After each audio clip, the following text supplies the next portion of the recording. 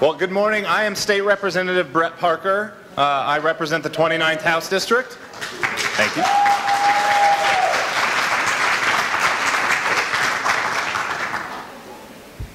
And I also have the privilege of working on Tom Niermann's campaign for Congress as his political and field director. It has been a privilege to work on that campaign, and I say that a little bit selfishly as someone who runs further down the ballot, because what today is about is the entire ballot. It is about our candidates working together, pulling in the same direction. It's not about any particular candidate at the top. It's not about who's running for governor. It's about all of us capturing this moment that is facing us in the United States in 2018 and doing the work to make change and to sustain some of the change that we've made already. So first off, thank you so much to all of our candidates who have come to be a part of this event, who have stepped up to run and serve their community.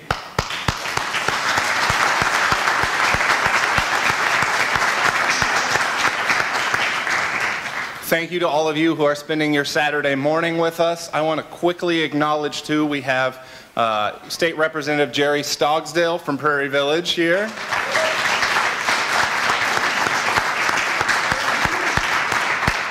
House Minority Leader Jim Ward from Wichita.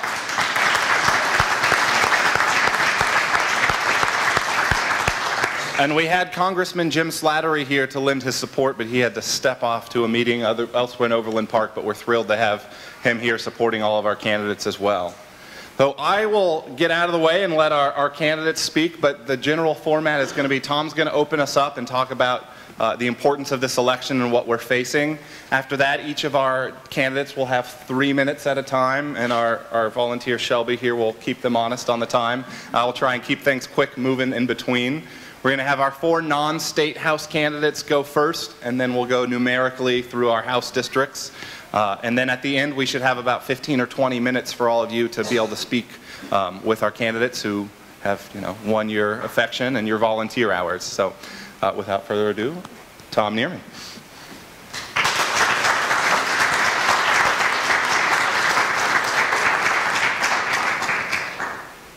Well, thank you all for coming today. I really appreciate everyone taking the time today, and I know that weekends are always valuable, Saturday mornings especially. So your willingness to come out this morning means an awful lot. And it's my hope that events like this are events that will allow us to continue to build a very strong infrastructure that encourages people to participate, that encourages people to run for office.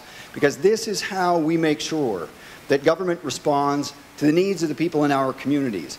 So events like this, drawing people in from the community, I think are incredibly important and all part of this effort to try and encourage greater participation. So thank you very much for coming this morning. And for all of the familiar faces that I see, thank you very much for your continued support. And for the new faces, thank you very much for coming this morning. And it's my goal to tell you a little bit about why I decided to run for office, and especially to talk about the critical time that we face, not just in Kansas, but across the United States. Now, all of us are gathered here because we feel that our state and our country are on a disastrous course. And this is not just because of our president. This is because those who hold the power to do right refuse to stand for what is right. We have, for the first time in our history, a congressional majority for whom our own decline into violence, inequality, and lawlessness is an acceptable price for personal political advancement. They have made a bad bet, and their corrupt bargain will be answered by the far greater number of us here in this room and across the country who will never be satisfied until our public schools are funded, our children are safe from violence, and no one is above the law.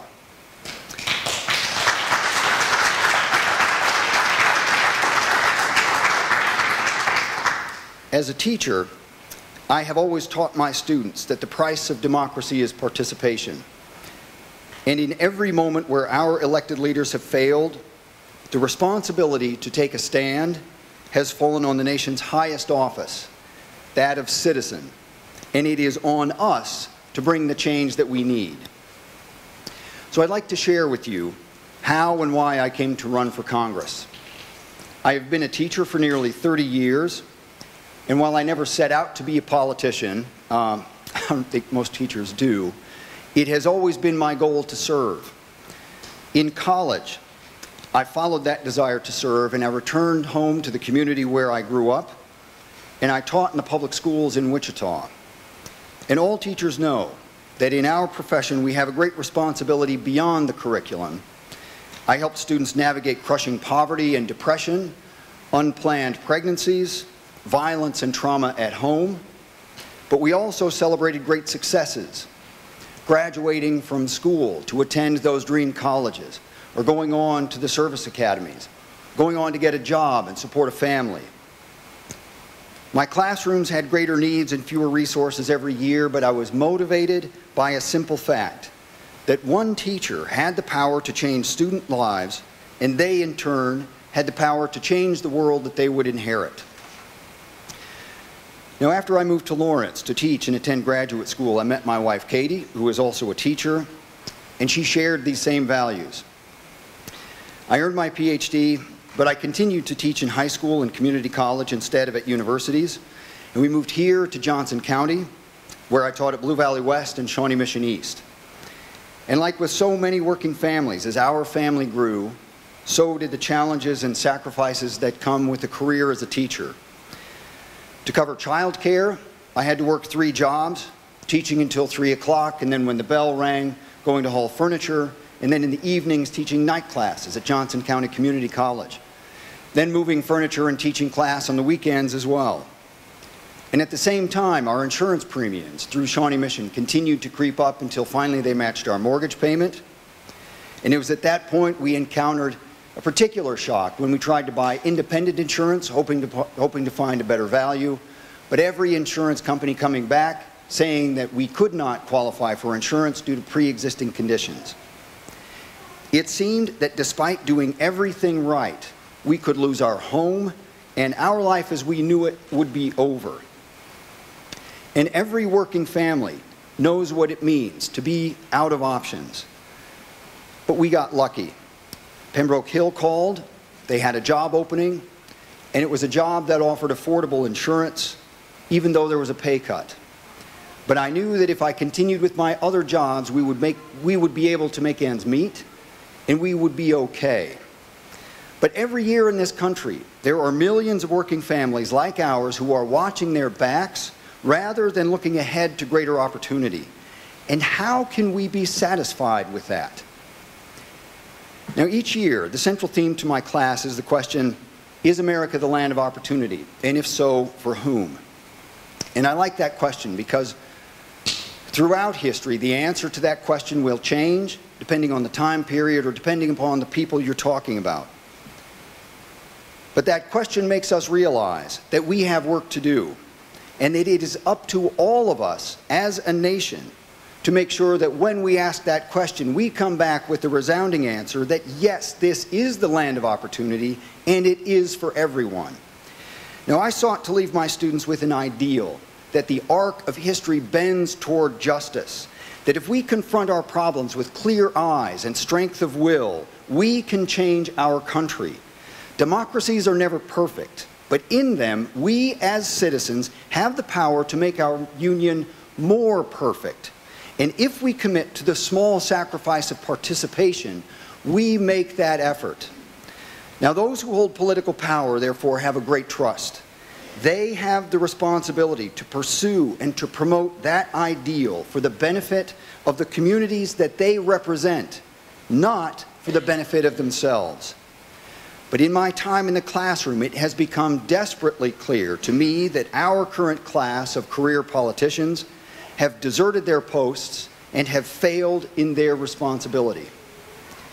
26 years ago, I lost students to gun violence. I even had a gun brought into my classroom.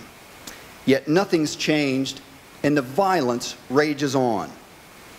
Every year, our schools have less funding, children go hungry without health care, and our jobs simply don't bring in enough.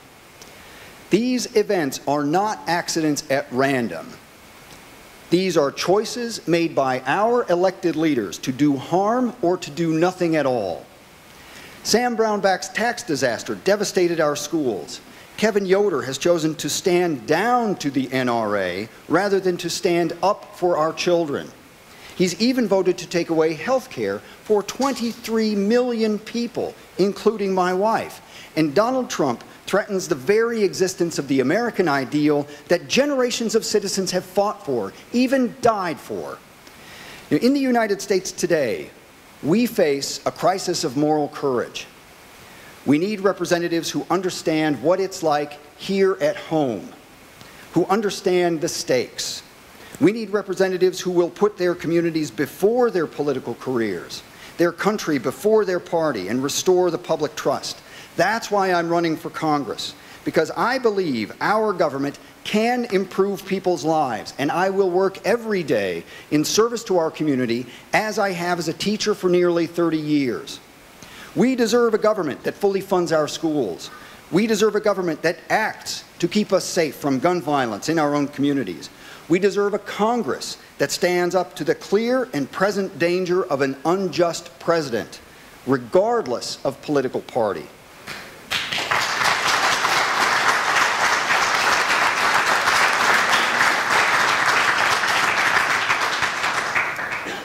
I'm not going to Congress to be in anyone's back pocket. I am running to serve you. I hope I earn that honor and that I earn your support in this effort. But no individual can alter our present course alone. It takes thousands rising to meet this challenge and summoning the courage to act with conviction. As one of my favorites, Robert Kennedy, said, "Few will have the greatness to bend history itself, but each of us can work to change a small portion of events, and in the total of these acts will be written the history of this generation." Each time a person stands up for an ideal or strikes out against injustice, they send forth a tiny ripple of hope, and crossing each other from a million different centers of energy and daring, these ripples build a current which can sweep down the mightiest walls of oppression and resistance. The 15 other candidates in this room leave no doubt that Kansas has risen to this occasion, and together we can write the next chapter in our history. And it is my great honor to share this morning with them and to welcome them to share their vision and hope with you too. They deserve your full dedication and support. Thank you.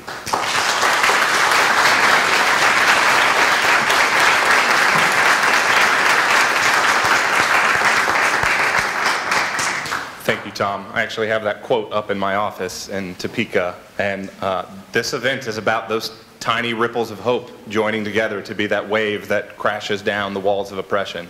And first up on that list is Ruth Gough, fellow educator and running for State Board of Education.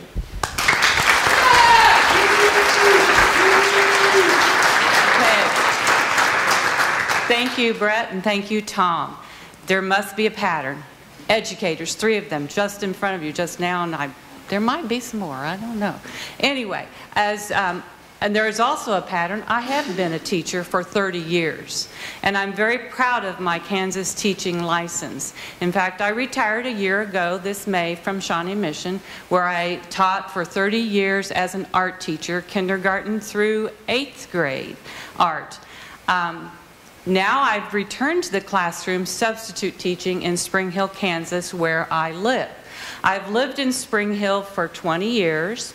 I'm a lifelong Kansan, having been born in Salina, Kansas. I lived in a lot of north central towns all throughout Kansas. My mother and father were both high school graduates, and my dad was able to earn the skills that he had by being a Marine. And then he went on to work, when he finished in the 50s, to work for Southwestern Bell. So we lived in Salina, we lived in Ellsworth, Kansas, we lived in Great Bend, we lived in Lawrence and Topeka. So I have roots all over Kansas. My husband and I have, as I mentioned, lived in Spring Hill now for 20 years. We'll have been married for 38 years, and we have 2 grown sons and 1 granddaughter. I'm proud to say we are all product products of public schools. I graduated from the Shawnee Mission School District. I went on to attend Johnson County Community College and then the University of Kansas, where I acquired my Bachelor of Art Education. And then while teaching, I earned my Master's of Teaching at Webster University. During my years of teaching, I was always proud to be a member of my local Teachers Association. I was a member of NEA Shawnee Mission, I was a member of KNEA, and I was a member of NEA.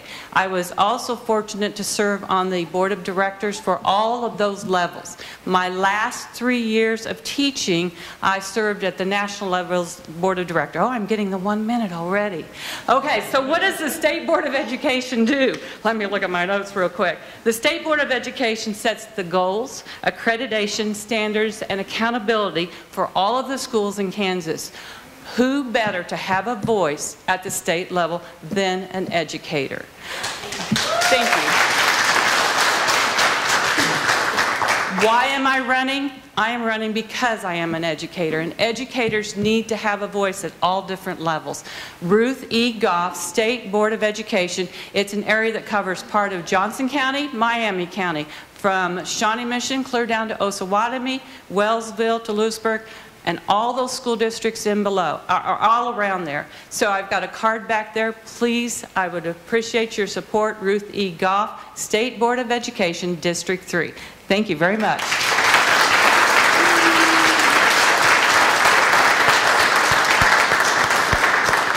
Thank you, Ruth. And Ruth is our only State Board of Education candidate here. So if you are passionate about what we're doing in Topeka for our schools, make sure you talk with Ruth. Next up, we have Eric Michelson, who's running for mayor of Prairie Village and served on the city council before that. Eric, come on up.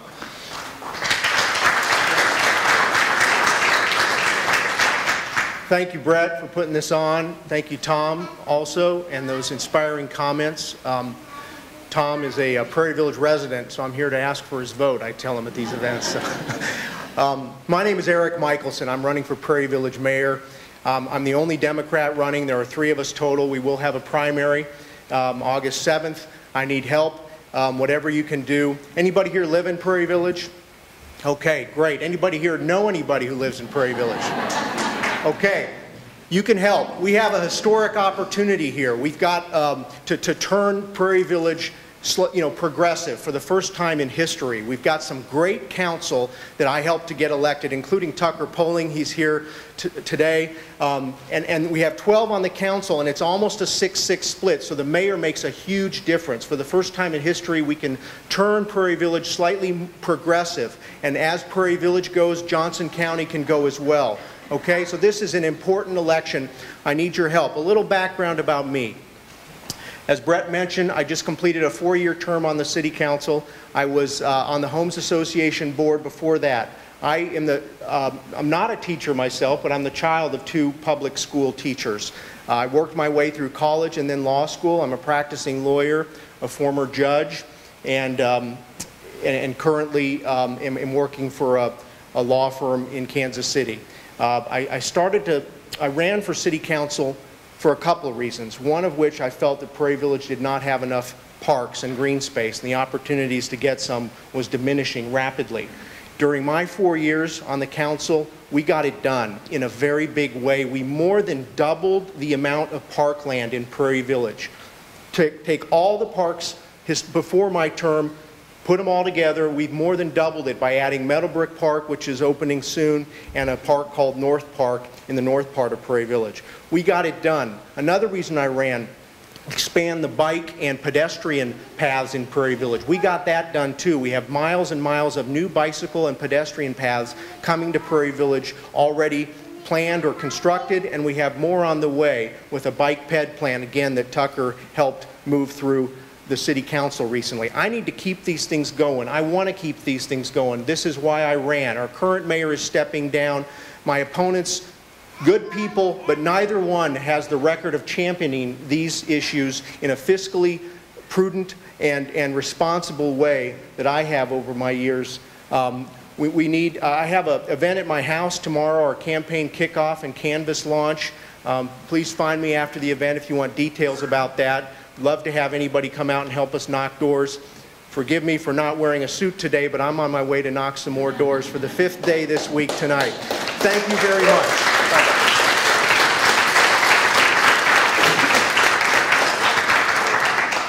Thanks, Eric. Our next two candidates are both running for the Johnson County Commission, and I don't know how familiar all of you are with it, but it is not the most diverse body, governing body that we have in our area, which is why I am so excited that Becky and Janae have stepped up. And first up, we'll have Becky Fast.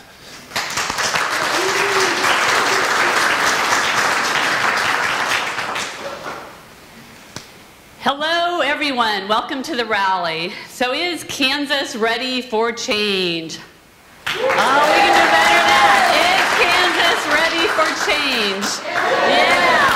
I, too, am ready for change from the White House to the State House and to the local county commission. I am a progressive who will be a strong voice against the conservatives who now control our county commission and have followed the Brownback way. In Johnson County, as in Kansas, we have seen a slow dismantling of our mental health services, our senior health services, affordable housing, and women's health. When I got my master's 20 years ago, Johnson County was nationally recognized for its health and human services. But since 2000, we have slowly slashed budgets, and we are no longer a national leader in any of those areas. Johnson County makes important decisions about women's health and family planning, but yet there's not one woman on our county commission. Renewable energy and energy efficiency measures will be my top priority as we face a landfill that's nearing capacity. The dream of home ownership is increasingly becoming out of reach. Our average home value in Johnson County now is over $300,000. I feel like we are one of the richest counties in the nation, and we can do better for all our residents, as we have more than 90,000 residents who are in poverty in our county.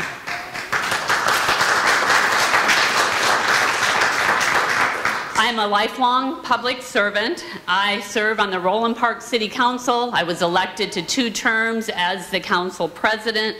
I was a district director for former Congressman Dennis Moore when we had a good congressman in Johnson County. As a young girl, I witnessed firsthand my brother with Down syndrome. He was denied the ability to ride the bus with me and equal access to public education. People told our family to put him in an institution. I went and received my degree in elementary ed, special ed, to make sure that all children had equal access to public education. Later, I went and got my master's in public administration and social work to impact public policy to help all children thrive. I am now an adjunct professor at Washburn University and the executive director of the Kansas chapter of social workers. I've worked at the state level, local level, and federal level, and I feel like I can bring that expertise and knowledge to our county commission to move our county forward. My district is huge, as someone we know says. It goes from Merriam, Mission, Prairie Village, Overland Park, and down to Leawood. It's an L shape. So if you know anyone in that northeast corridor, please let them know about my mix and mingle on the back. And on June 24th, I'm hosting that to let more people know about the county commission. I don't have a primary, but this November I do have election. So I ask that you think fast on November and tell your friends to think fast. And remember, a woman's place is in the House, Senate, and the county commission.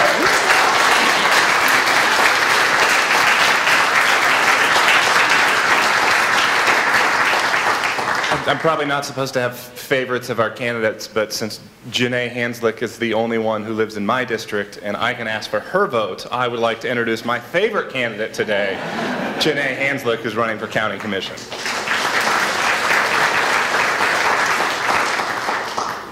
Well, thank you, Becky, for teeing me up on that. You did a... I can't my speech up there. I don't know. I don't see it. I don't see it. I'm Janae Hanslick, and I am running for the Board of County Commissioners in District 4. District 4 is the only commission district that only is in one city, and that's Overland Park. It goes from 75th Street to 135th Street. And as Becky said, it's very, very large. I decided to run for a couple reasons. One is, as you've heard many times, we are lacking in diversity on that county commission. And with the commission making so many decisions that impact women's lives, it's critical that we have representation. In addition, I was very concerned last December when our county commission voted to basically fire our award-winning county manager. It told me that the commission, that as it exists, wants to go in a different direction, and that is frightening to me. My background is I just recently retired as the CEO of Safe Home, which is Johnson County's domestic violence agency. I was there for 20 years working in the trenches for this community. I know the services, I know the needs, and I know how to collaborate and get things done. One of my proudest achievements is working with the district attorney's office and law enforcement to initiate the lethality assessment program, which is saving the lives of victims of domestic violence in this community. I have a master's degree in social work. Sorry, Becky, I've got you beat. I've had mine for about 32 years, a little bit older. And I'm especially, excuse me, concerned that there is no one on the commission who has a background in human services and can represent those people who are vulnerable in our community. I especially want to make sure that we continue to invest in our infrastructure, our roads, our wastewater, and our public safety. I want to make sure we're investing in human services, and I want to make sure that homeowners like myself continue to have reasonable and fair property taxes. I have information on the back. I need help with running walking, with contributions, and I appreciate your help and look forward to talking to you. Thank you.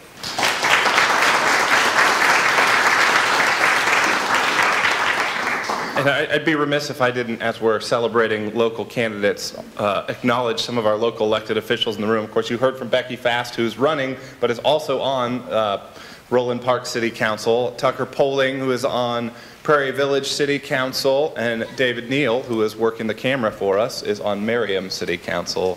Thank you.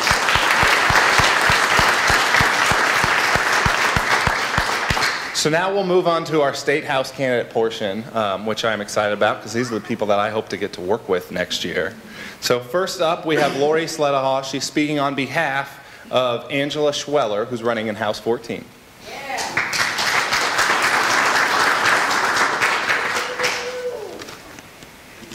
All right, as Brett said, my name is Lori Sledehaw, and I'm very honored today to represent my friend Angela Schweller. Unfortunately, Angela couldn't be here today.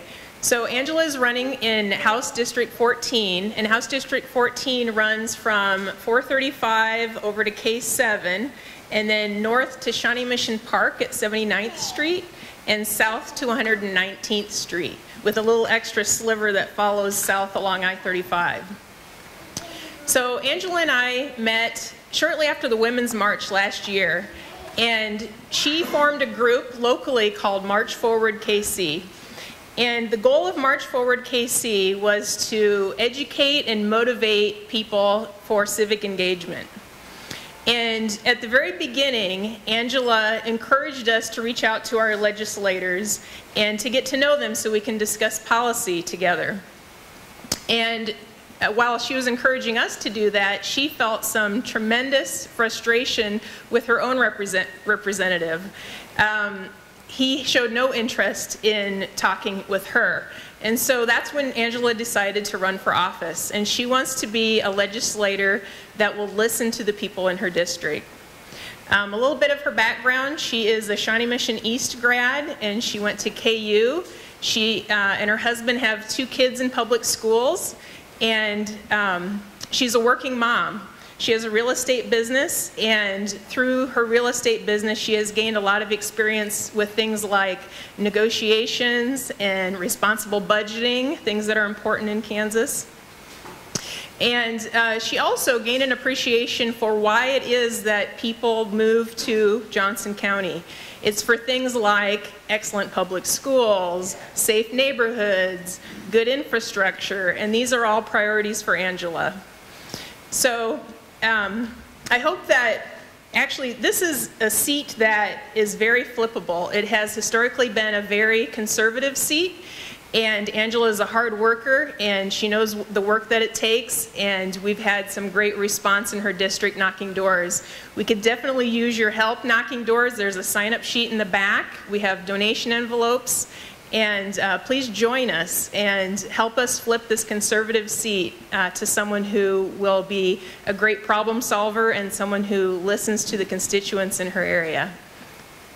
So also, please visit her website, angelaforkansas.com. Thank you very much.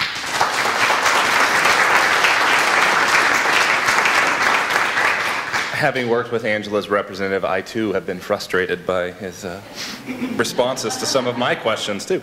Up next, we have Chris Hallmark, who's running for House District 15 against some guy who likes to steal yard signs, as made famous on NPR.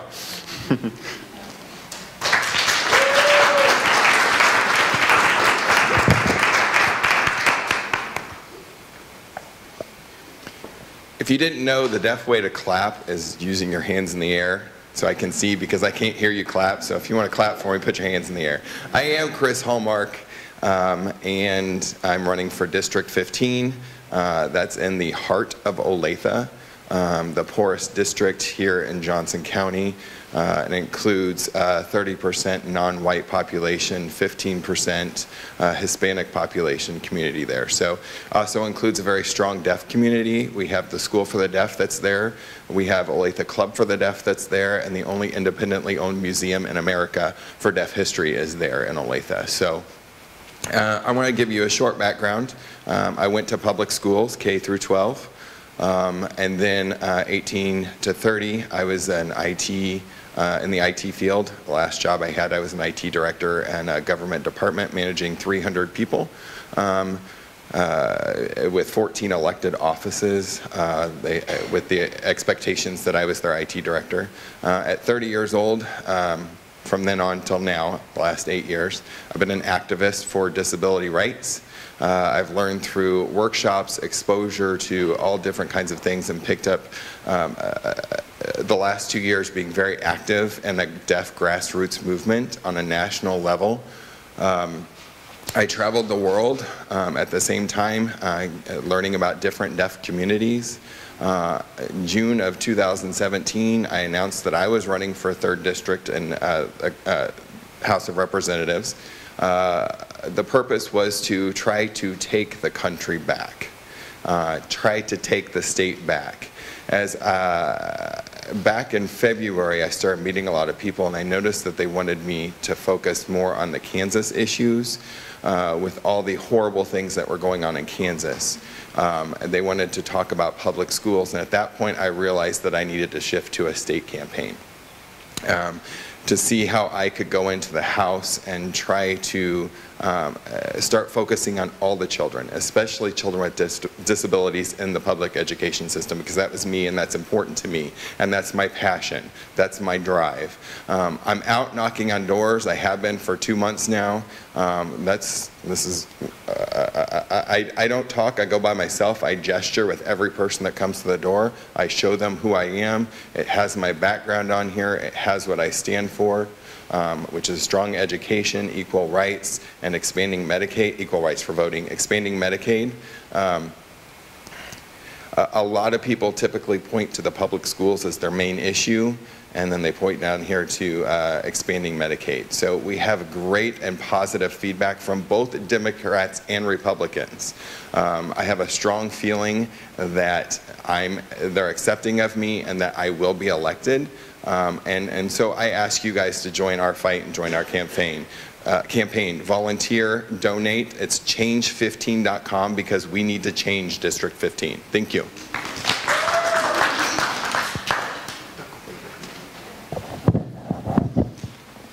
Thanks, Chris. Thank you, Mitch.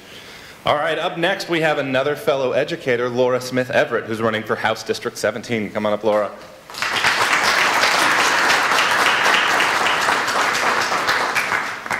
Hi, I'm Laura Smith Everett, and I am running in District 17. District 17 incorporates Lake Quivira, Shawnee, and Lenexa to 87th Street. I voted for and supported my opponent, now incumbent, Tom Cox, because I believed at the time that a moderate Republican was the same as a Democrat. Last year, and please forgive me, last year as I was reaping the betrayal of that vote, I really began to think about the ways in which Mr. Cox's life is quite different from mine and most of our elected officials. You see, I'm the mother of 3 children, and each day I take one of my children to public school, entrusting that she will be returned to me safely and hopefully a little smarter. I take another one of my children to a pre-K center where the care providers do not make a living wage or have enough to live on. One of my children goes to therapy each week at an incredible gem of an institution, Leanne Britton. Because of Medicaid, we are able to get those kinds of therapies for him. Those kinds of things are why I am running. But also, I've been an educator for 15 years, and I've worked with families of poverty who are on the brink of despair despite working full-time. I have lived for days in Children's Mercy's Hospital with my child, and each time that I go, I usually walk away carrying more stories with me of families that I've seen that have not been as lucky as mine. This last time, as I have told other people, I witnessed as my husband and I were trading off, and I was walking back to the elevators, a mother who was standing in the door of the hospital room, and she was weeping as she passed her child on to the nurse, and the nurse was trying to calm the child with a pacifier. The mother was weeping and telling the nurse and the baby, I'll be back in the morning, it's okay, I'll be back in the morning. You see, she had to go to work, and there was no one there to care for her.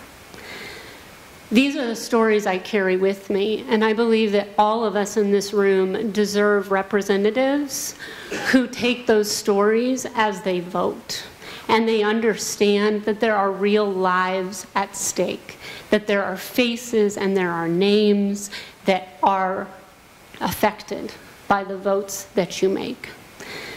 I have told many people that one of the reasons I'm running is because in 20 years, when my children ask me what I did when our democracy was at risk and our state was in shambles, I want to tell them that I stood up boldly to be the change that I wanted to see in the world.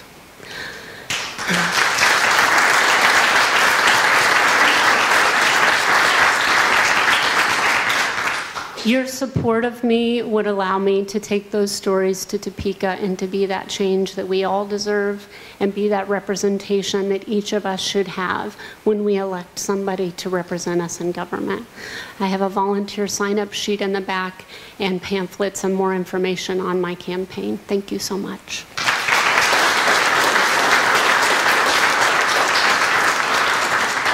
Thank you, Laura. Up next, we have Mr. Stephen Wyatt, who is running for House District 19, not far from here.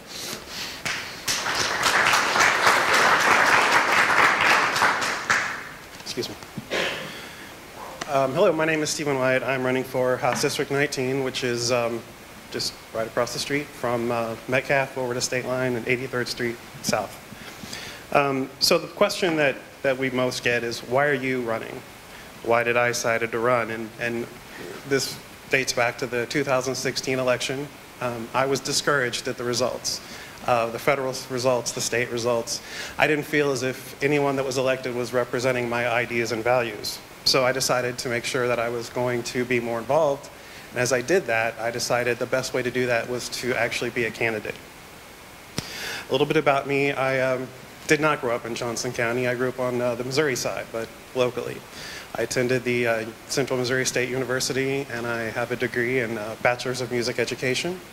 And I, too, taught, but I did not teach that long. Unlike Tom, who decided to work 3 jobs, I decided to go into the private sector so I could make more money.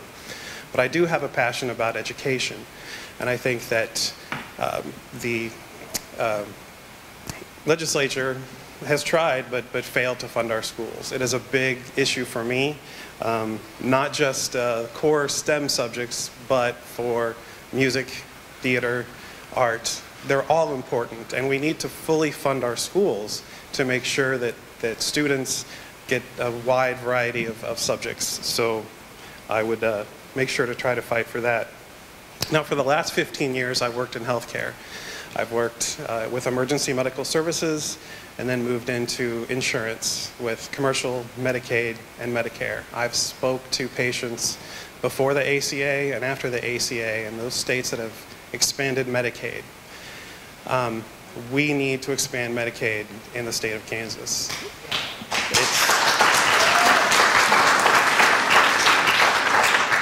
One of the things I dislike about my current position, my current job, is when I have to talk to someone and tell them, you're not going to be able to get the life-saving medications that you need to stay alive. And I'm sorry, but there's nothing more that we can do for you.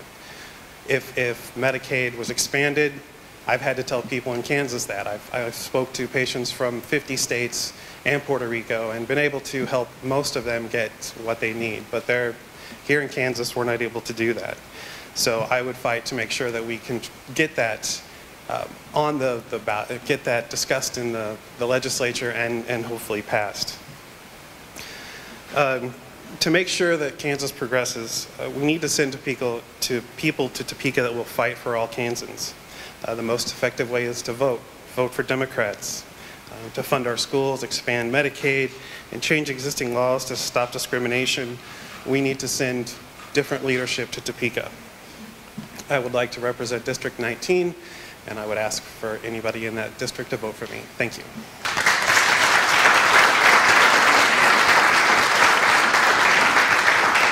Thank you, Stephen. Up next, we have Greg Mitchell, who's speaking on behalf of Deanne Mitchell, running for House District 26.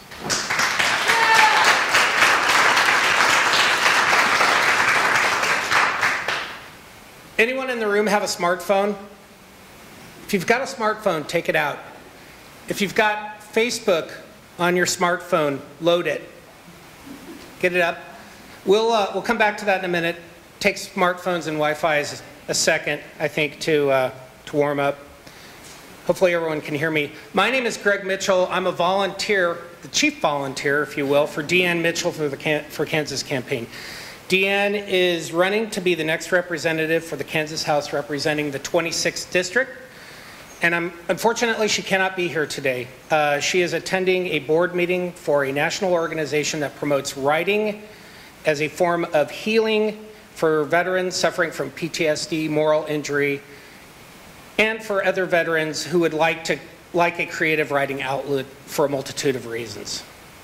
They publish a magazine called Veterans Voices, and the national nonprofit is called Veterans Voices Writing Project. Deanne has, since I've known her, which is about 6 years now, given countless hours to this organization, and she is proud to be a leader within the organization and within the veterans advocacy community. Her focus within this group as a board member and past president has been to modernize and to make the journey from print only to print digital content. So about the 26th district. Deanne will soon be representing that district, hopefully. I'm confident she will. It runs roughly from 151st Street on the north, south into Miami County, roughly Antioch on the east, and Moonlight Road on the west, which I've tried to find before and cannot. She holds a master's degree in business administration and has worked for the past 25-ish years as a wealth advisor. She is a CFP and a certified divorce financial planner, which gives her some experience in negotiation and mediation, and we feel those skills will be very helpful in Topeka. Her primary concerns are adequate funding for education, highway safety, government transparency, fair taxation, and Medicaid expansion. Similar theme, but very important. So they ask, many of you, some in this room, may not believe that we can win this race. It is a red district. It is what people might call a safe red district. We are going to win this race. And here are a couple of reasons why, and I got to go quickly. Notwithstanding the demographics, we have the strongest and most appealing candidate in the district. We have been and will continue to outwork our competition. We will talk to Republicans and others, independents, moderates, anyone we can talk to, and we are going to win them over. We will win the vast majority of unaffiliates, a handsome percentage of Republicans, and we will have a high turnout for Democrats in November. Most importantly, and I'll stop, we have the best group of volunteers working for us, many of whom have put as much effort into this as if they were a candidate themselves. These people are too numerous to list, and I wish I could thank everybody personally who has worked on our campaign. Again, some of them quite tirelessly. Anyway, quickly, I know I have to stop. We've got two canvassing events today. One starts at 1 o'clock, the next one at 2:30. Anyone who wants to can join us, can join us. Oh, by the way, like Deanne Mitchell for Kansas on Facebook, if you're there already. All right? Information in the back. You can find out more information about our events on Deanne Mitchell for Kansas. Thank you very much.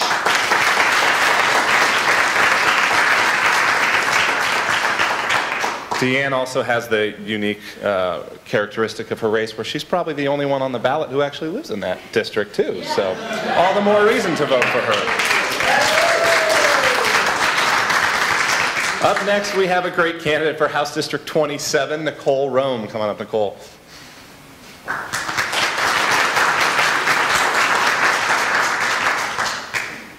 Hi, everyone. Thank you, Tom and Brett, for this wonderful event. I'm honored to be here among so many strong Democratic candidates. My name is Nicole Rome, and I'm running for the Kansas State House of Representatives in District 27. If you don't know what District 27 is, it runs north from 151st Street to the end of Johnson County line, and then from Lackman to State Line, west to east. I wanted to share a little bit about who I am today and why I'm running for office. I was raised by a single father, and I was raised in Omaha, Nebraska. I'm not an original Kansan. I am a public school and state college graduate. I am the first in my family to attend college, and I earned a BA in English, and shortly thereafter moved to New York City to pursue a career in academic publishing. After 5 years on the East Coast, my husband and I felt it was time to move back closer to home. My husband was accepted to a master's degree program at KU. We loved it here so much that we decided to stay and make Kansas our forever home. My work as an academic sales professional has been an integral part of my life. It has not only given me the opportunity to do what I love, but it has allowed me to see firsthand the impact of decisions made at the state level.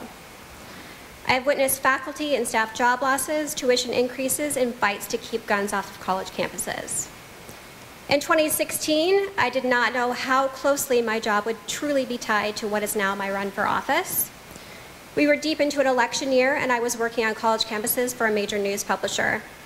It was my job to work with student governments, libraries, professors, and administrators to keep students engaged in events outside of their university bubble. While students were typically moving away from engaging in media outside of social platforms, this particular year was looking more engaging at all levels. On one occasion, I was invited by a student group to participate in their monthly meeting. I heard from a variety of representatives. Many spoke of how now, more than ever, this was something that they not only wanted, but needed. One of the student representatives was a 17-year-old exchange student. He made note of how they read the news all of the time and how they felt it was very important to understand what is actually going on in the world. Then another student spoke up and said, "We don't care what you do in your country. We are Americans, and this is what we do."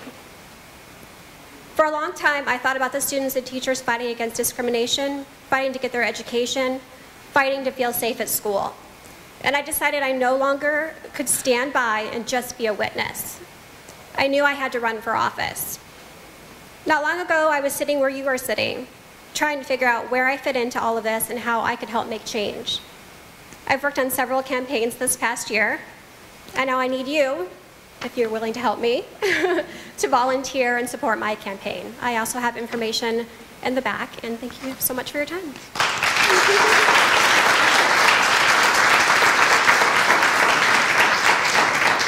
All right, up next we have Brian Clausen, who's running for House District 28. Come on up, Brian.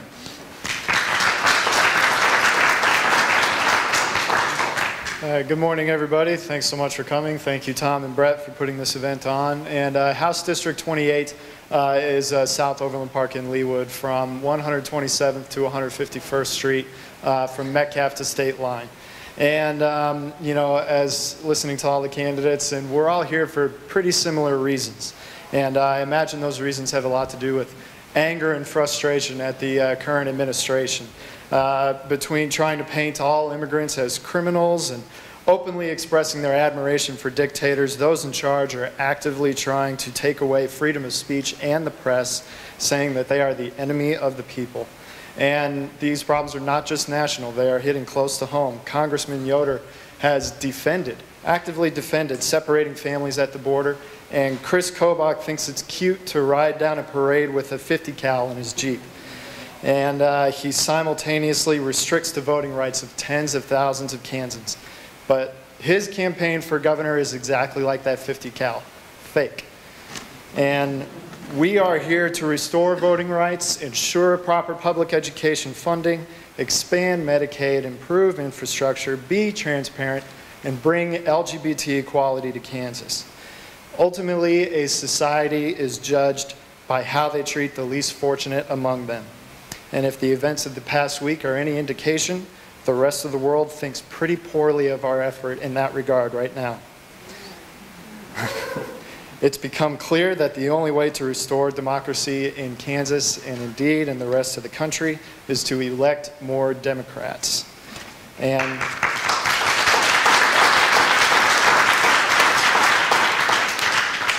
your support, your enthusiasm, your willingness to speak up, your willingness to spend your Saturday morning going to events like these is our, and I'm sure all the rest of the candidates, continuing inspiration to knock doors for an extra hour, to make those extra phone calls, and we can't thank you enough for all of your hard work.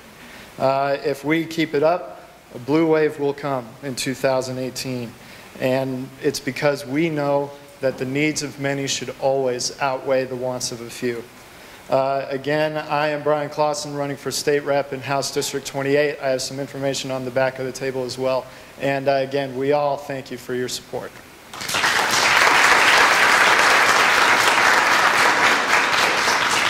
Thank you, Brian. Well, we've been talking a lot about the enthusiasm and energy amongst people stepping up and running for office, and that's not demonstrated anywhere better than House District 30, where both of our next two candidates are from. We have an exciting Democratic primary. So first up will be Brandon Woodard.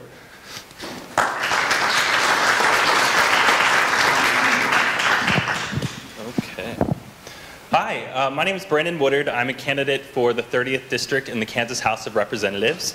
I'm running, and like many of you, a lifelong Kansan. In my job, I work every day to make college affordable. I work at KU Endowment Association in Lawrence and Kansas City, Kansas, to make college more affordable for our students. I work with our alumni to listen to their interests and match it with the needs of the university. We used to raise money for big, bold ideas, and now we raise money to keep the lights on. Before that, I was serving as the University of Kansas's first openly gay student body vice president, where I fought for keeping guns off of campuses. It didn't work, so we're going to do it next year. And we're going to make sure that we continue to make college affordable for our students here in Kansas. They shouldn't go into debt just to get an education. After I graduated, when my friends were moving across the country, I chose to stay here and fight against the extreme policies coming out of Topeka. I went to work for the University of Kansas and now KU Endowment Association, and began working to help candidates that I believed in to get elected or try their hardest. I'm running because my neighbors, friends, family, and community leaders asked me to. They were frustrated with the lack of representation coming from our current state rep, who's dropped out. It's now an open seat. And I had been fighting and standing up to Randy Powell at public events for over 3 years. So we let the voters decide. We filed by petition with nearly 300 signatures, 4 times the amount of signatures required to get on the ballot. So we're very proud to be the people's choice on the August ballot. What we'll do when I get elected and go to Topeka next year. Having grown up as a free and reduced lunch student for many of my public K-12 years, I know that we have to eliminate the sales tax on food. People shouldn't go broke just because they're trying to buy groceries. Here in Kansas, we pay the highest grocery tax in the entire country. As a proud graduate of Kansas public K-12 education and Kansas public higher education, I know that we have to invest in our public schools. They're the foundation that give us the opportunity to have a meaningful life. And as a former healthcare insurance worker, I know that we have to expand and then deprivatize the Medicaid system. Companies should not be making money off of our poor and vulnerable citizens. We know that we can win this election, but I need your help. I need you to help knock doors. We're on our second and then third pass at some of the doors in our district. We need you to help call voters to make sure that they're getting out to vote in August, but voting for us. Or donate money, donate your time. Or like some of you in the room, do all three. Help us win. And we got 30 seconds, okay. So get behind a candidate, find someone you believe in, get out there, knock doors. We have an incredible opportunity this year, and we know we can win if we have your support. Thank you so much. My name is Brandon Woodard.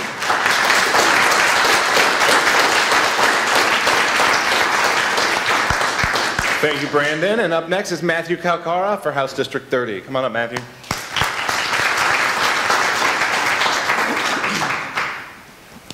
Thank you, Brett. My name is Matthew Cara, and I'm here to recruit you. The great thing about running in a primary is that we get to exchange ideas with each other. We make each other better candidates, quite frankly. So, while I am not able to wear a suit today because I'm literally heading out to knock doors after this, I would like to ask you a favor. And that favor is this. Find someone you believe in among these amazing, amazing candidates up here and help them. Help them win. We need them in Topeka. Right now, our state is suffering from the after effects of Sam Brownback's disastrous tax proposals, and we are in a massive, massive hole that we are only just beginning to dig out of. It's time that we elect people who represent us. And by us, I mean all of us. It's time for a more inclusive Kansas, and it's time for a Kansas that works for everybody. So, just really briefly about me. 2 minutes, awesome. Just really briefly about me. Again, my name is Matthew Cara. I was born and raised about 3 or 4 miles from the 30th District.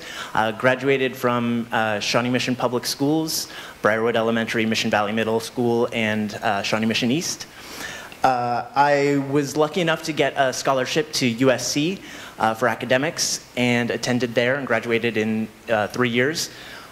Thanks to the credits that I got from going to Shawnee Mission schools. Got plenty of college credits, so I was able to graduate early. I spent a number of years after that working in industries from transportation and travel to the media, as well as consumer products and a number of giant multinational corporations like Disney. When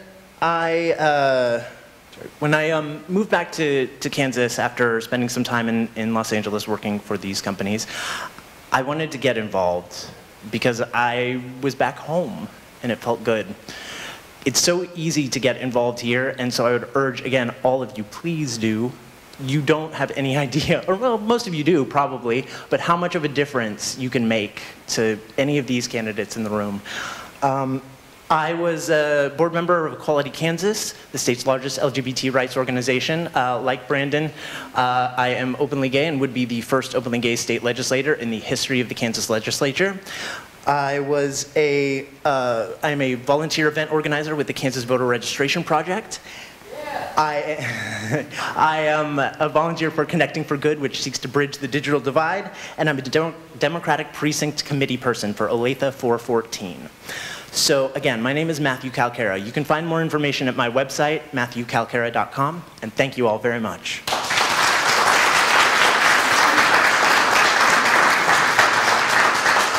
Thank you, Matthew. All right, up next we have Dr. David Benson. Come on up, Dave.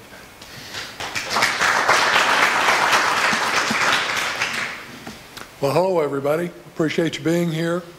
Tom, Brett, thanks for including us. What a great day.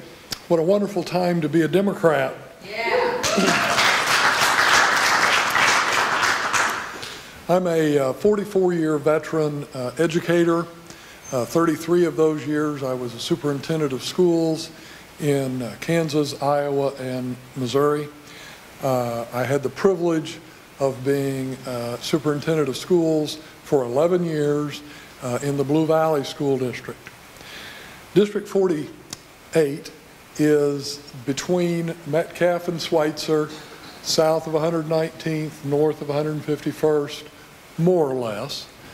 It is exclusively in the Blue Valley School District and exclusively in the city of Overland Park.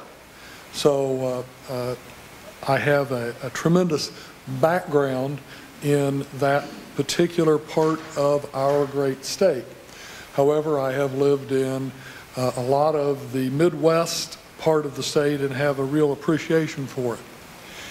I am running as a continuation of my 44 years of public service. This is a continuation of my opportunity to work in the best interest of Kansas families, the best interest of Kansas children and young adolescents, and our college students. The triumvirate of our current governor, our former governor, and our Secretary of State have supported numerous bad public policies, and I am running to help reverse those public policies. Supporting great public schools. I know that quality public schools are the future of our state. It creates these fine young men and women we see here with the Tom shirts on it.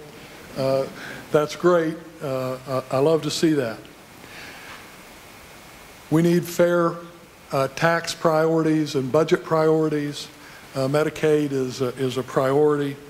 I am an advocate for local control. Being involved in local governance for all of these years, I understand that the best decisions are made closest to the people that are being served, not in Topeka or DC.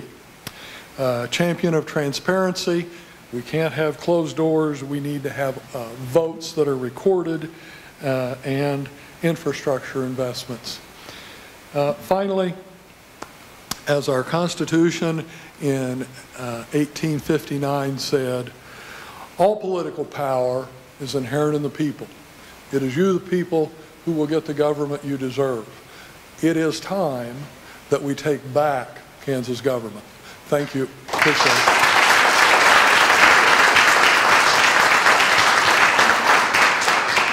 Thank you, Dave. And up next, we have Nick Gill from Kansas House District 121.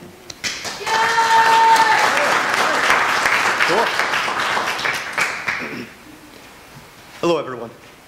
Thank you for sharing your weekend with myself, your neighbor constituents, and the other candidates. Attending events like this one is an expression of patriotism, and you have my appreciation for your time and your attention. My name is Nick Gill, and I'm working to be elected to the 121st House District of Kansas. I grew up in the town of Iola, Kansas. I moved there with my family when I was 7 years old. And one thing happened that day that has stuck with me. As we were driving along, and we had just passed the city limits, a man was out mowing his grass, and he waved to us. And that was surprising. I mean, we had just moved there. And that doesn't happen everywhere, but it happens in Kansas. That says something about the people of Kansas. And I found the same earnest, friendly values on the steps of Olathe, Lenexa, and Gardner as I found on that man mowing his grass along Kentucky Street. After leaving my hometown, I earned the first of 2 STEM degrees in biochemistry from the University of Kansas. I used that education to start my career with an international chemical company. More importantly, I met my wife, with whom I have 2 young children. Like many young families, we moved to Johnson County to take advantage of the opportunities here, including employment, entertainment, and a well-regarded public school system. But, as many of you know, it's not all good news here in Kansas. In 2010, legislators were elected that think the government doesn't need to, or worse, shouldn't, work for the working people of Kansas. Some of these officials and their successors say that they support public education, but take any opportunity to undermined and defund public school system. Some of these officials say they are for low taxes for Kansas families, but vote against fixing the problems of the Brownback conservative tax experiment, which I love being a trained scientist, that word experiment, and keep the sales taxes on food higher for working families. Some of these officials say they are for traditional Kansas values, but don't care to vote to care for their sick neighbors. Some of these officials say they're for the Constitution, but want the state to treat some citizens differently than others. Those I refer to do not represent Kansas values, and they do not represent my values. That's why I need you to visit me at gillforkansas.com to donate $20 or whatever your budget allows, like and follow me on Facebook, and volunteer with my campaign to win the 121st House District back for working Kansas values. Thank you.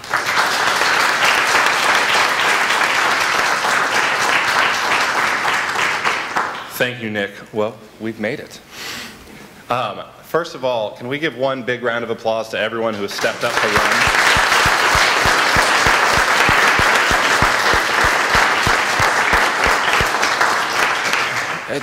I want to get a couple of housekeeping things out of the way really quickly before I close this out here. Number one, our candidates will be around. They have materials in the back, information. Go visit with them for our remaining few minutes. The other thing is we're encouraging everyone to head to the Johnson County Young Democrats fundraiser picnic at Sarco Trails Park at 87th and Lackman. And also, you may see a woman holding up these in the back over there. Johnson County Democratic Women South are having a party July 21st, and you can get information about it from there.